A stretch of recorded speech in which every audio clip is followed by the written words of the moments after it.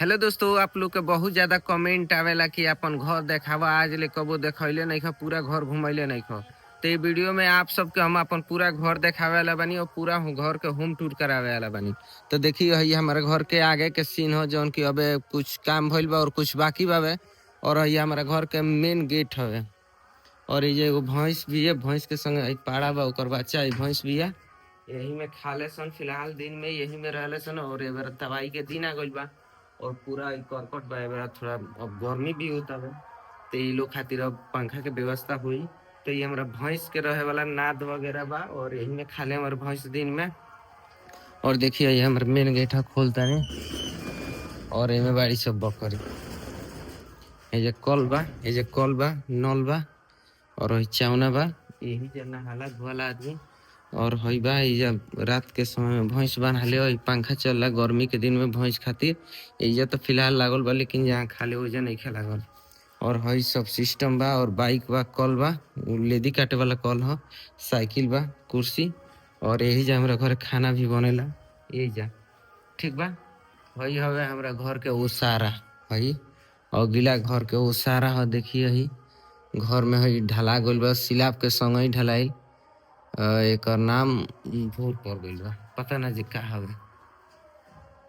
फोर ceiling, फोर ceiling ढला गइल बा घरे में। और पूरा एकदम लाइट के भी पूरा चारों बगल से कनेक्शन हो चुकल बा। और मीटर हमार पापा हुआ जौन की गुजर गइल बड़न, 3 साल हो गइल गुजरले। ठीक बा। अब फिलहाल यो सारा हमने के ज्यादा दिन नहीं खेत बनवाइले।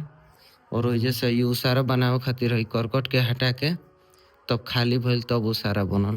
तो चलिए आप सबके घर में देखा होता है। तो ये हमारे घर है, घर के जैसे अंदर ढुकल जाला वैसे ही सीढ़ी बा, टीवी बा, कूलर बा, ये हाथ के बनावल कूलर है।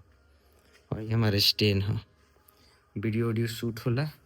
तो पूरा खाली बा, होने दूगो रूम बा, दूगो रूम बा। और उन्हें किचन बा, बाबा का घर बा, भूसा वाला घर बा, भैंस के छाजा वगैरह बा। और एगो बाइक औरी बावे। और यही जो हमनी के फिलहाल दिन में आदमी रहेला, हई गेड़ाइल नहीं के पूरा खाली बा। चलिए आप सबके हम लेके चलता नहीं ऊपर। हई सीढ़ी बावे, जब हमार पापा रहलन तब हई फर्स्ट फ्लोर उहे बनवैले रहन घर हमार। फर्स्ट वाला है जो नीचे के लौकता आप सबके ही बा। और हई हमनी के बनवैले बासन भैया, हमनी के सब जना मिल के मेहनत करके, रात दिन मेहनत करके एकरा अपना हाथ से ढलले बानी, सब बनैले बासन।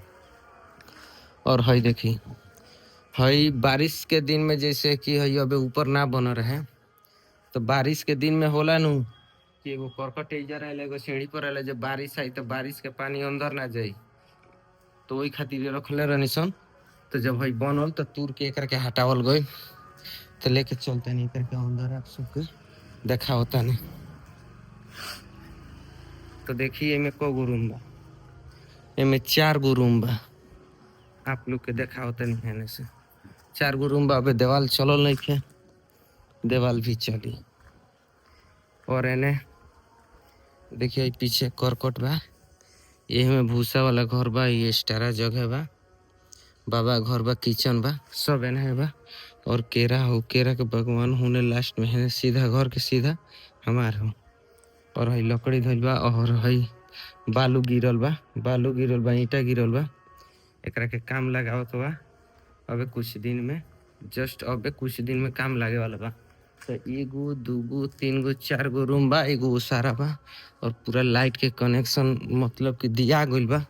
अब जब ये बन जाई और बने के हई देवाल जोड़े के काम लग जाई बाहर बाहर से, तो हई दूर के हटा दिया। और हई एने के ओसारा ह, बाहर के ओसारा, यही में 4 सीलिंग ढला गइल बावे। और यहू में भी लाइट फिलहाल लगावल बावे। और कनेक्शन आप सब देख सकतानी चारों तरफ हो गइल बा। और हऊ जौन लौकता आप सबके हऊ, तो वही में भैंसिया हमारा रहेली। और आई आप सबके हम ऊपर देखा होतनी। और हई ऊपर जौन लौकता ई करकट बा, बारिश के पानी अंदर ना आई। और हई सीढ़ी हमनी के ढलले बानी से, देखी कौना डिजाइन से सीढ़ी बा, सब अपना हाथ से ही बनल बा। एमे ठेकेदार लोग काम नहीं खेलो कैले, ये हमनी के अपना हाथ से रात दिन मेहनत करके मतलब कि बनल बा। और देवाल भी है जौन आप सबके दिखत है साइड साइड में, इस सारा देवाल भी हमनिए के जोड़ले बानी से अपना हाथ से। और दिखाओ तनी आपके छत पर के।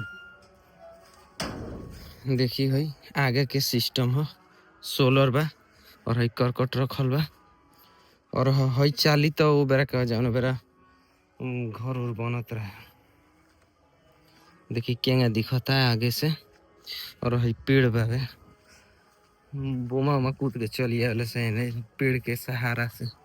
और छत पर बाउंड्री दिया गया बा और हई हमार रूम है यही में हम मतलब जब भी घरे रहनी तो यही में रहनी। फिलहाल मकई वगैरह सब यही में गाजल बा और अब गर्मी के दिन आ गल तो कूलर बाबा यही पर आदमी कूलर चला के रहेला और गेहूं भी रखल बा और को राती खान तो फिलहाल ठंडा लगबे करेला तो कमरा उमरा बा और यही में हम सुते नहीं। और देखी बहरी के